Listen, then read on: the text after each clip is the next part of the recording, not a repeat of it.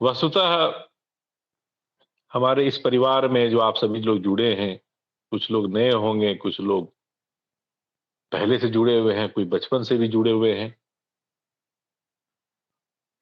और इस सत्संग में हम सभी भाग लेते हैं। अध्यात्म के 3 ही सोपान बतलाए गए हैं। सेवा है, सत्संग है और साधना है। यही 3 सिद्धांत है।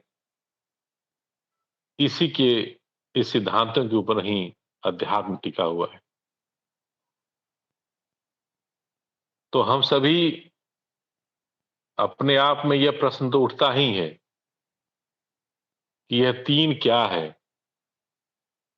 तीनों को कैसे हम समझें और तीनों की क्या उपयोगिता है?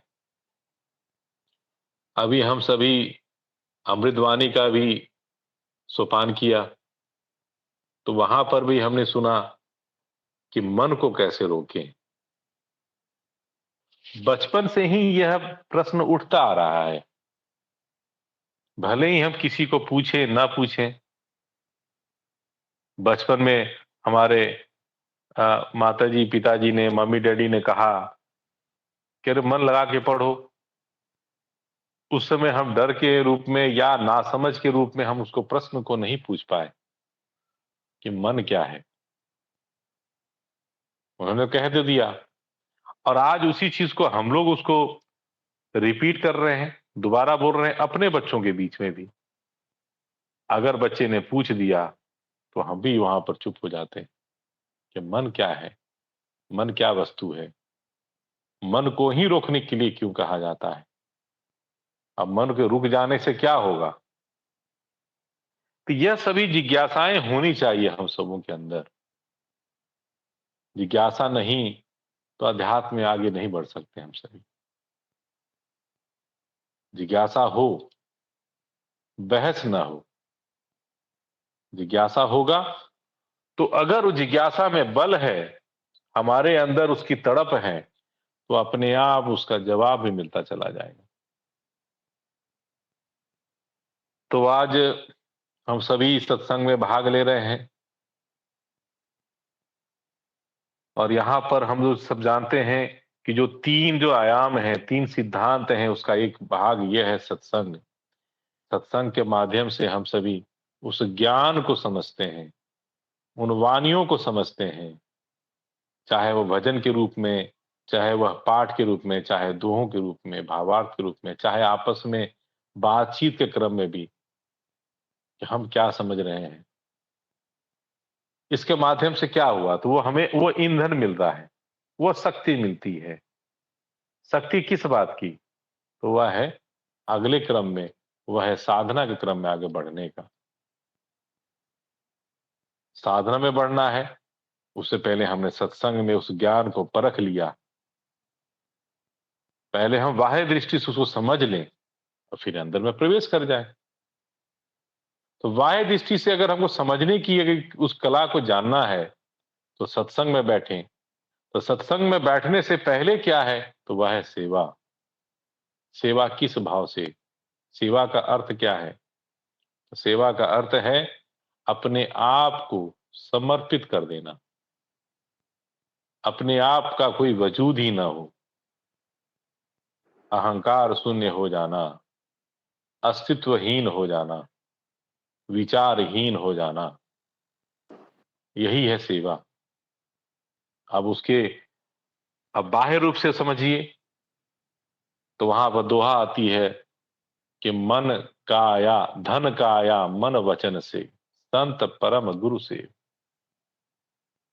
तो बंधुओं, वस्तुतः हम जब हमारा जो अस्तित्व है वह किस बार का है, किस चीज का है, अहंकार किस चीज का हमें होता है।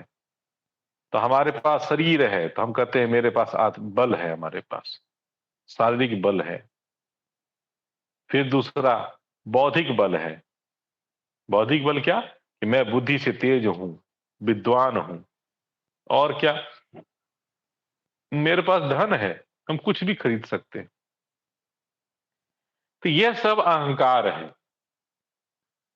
हम विद्वान बनने का अहंकार करते हैं, हम अपने शरीर से हिष्ट पुष्ट हैं, उसका हमें अहंकार हो जाता है। हम बहुत बड़े व्यक्ति हैं, धनाढ्य व्यक्ति हैं, धनी व्यक्ति हैं, उस चीज का भी अहंकार हो जाता है। तो ये सब अहंकार कब टूटता है? जब अपने आप को धीरे धीरे समर्पित करने लगते हैं। किस चीज के लिए?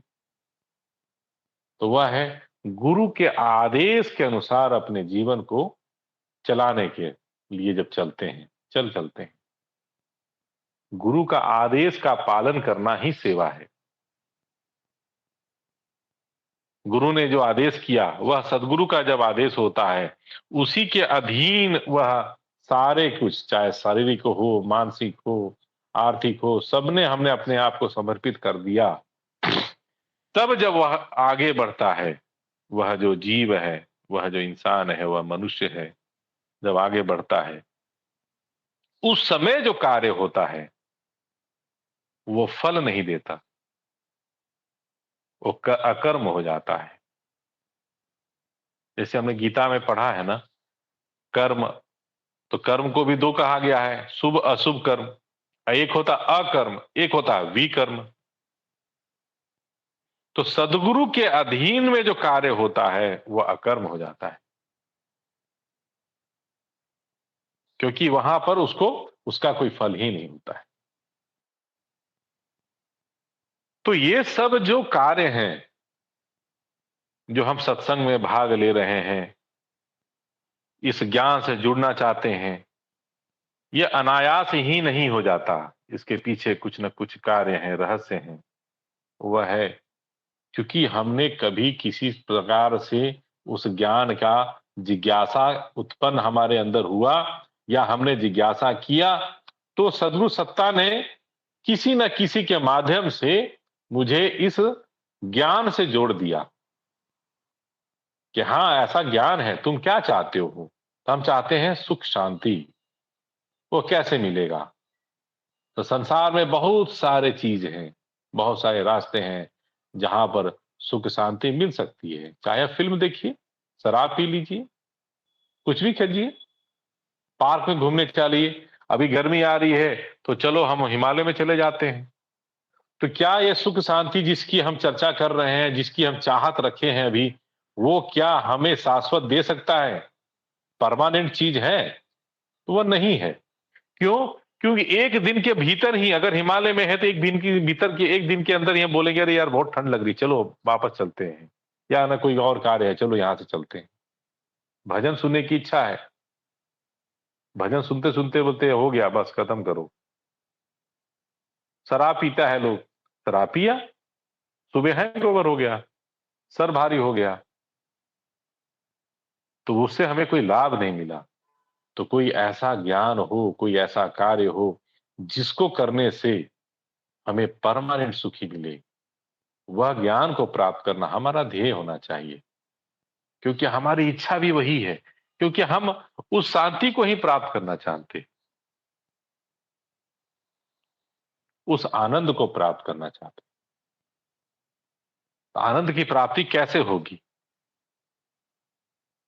तो यहां पर शब्द आता है सच्चिदानंद। जो सत्य है, जो चेतन है, वह आनंद ही स्वरूप है, वही आनंद है। उसी को प्राप्त करना मतलब, इसका अर्थ यही होता है कि हम जहां से आए हैं वह आनंद ही था, इसलिए हमारी इच्छा उसके प्रति हो गई है। जैसे हम जहां पले बढ़े हैं, जहां पर हमने +2 तक पढ़ाई किया, अब वहां से हम नौकरी करने आ गए। तो कोई बोला कि भाई आपका घर कहां है, तो हम अपना घर उसी को बोलते हैं, जबकि हम यहां रह रहे हैं। आज हम पुणे में रह रहे हैं, नागपुर में रह रहे हैं, अंडमान निकोबार में रह रहे हैं, चाहे कहीं भी पंजाब में रह रहे हैं। किसी ने पूछा आपका घर कहां है, तो मेरा एड्रेस वहां है, और याद आ जाता है उसको। उसी प्रकार जो चेतन आत्मा है उसका एक घर है। वह घर कहाँ है? वही आनंद है। वो अनायास उसका अपना भूख उसके प्रति जागृत रहता है, और उसके कारण हमेशा वह प्यास लगी रहती है, भूख लगी रहती है उस आनंद की। और हम सबको प्रयास करते रहते हैं। तो प्रयास किस रूप में कर रहे हैं? चाहे धन प्राप्ति के रूप में कर रहे हैं, चाहे हम नौकरी कर रहे हैं, चाहे हम पढ़ाई कर रहे हैं, चाहे परिवार के और समाज के बीच में हम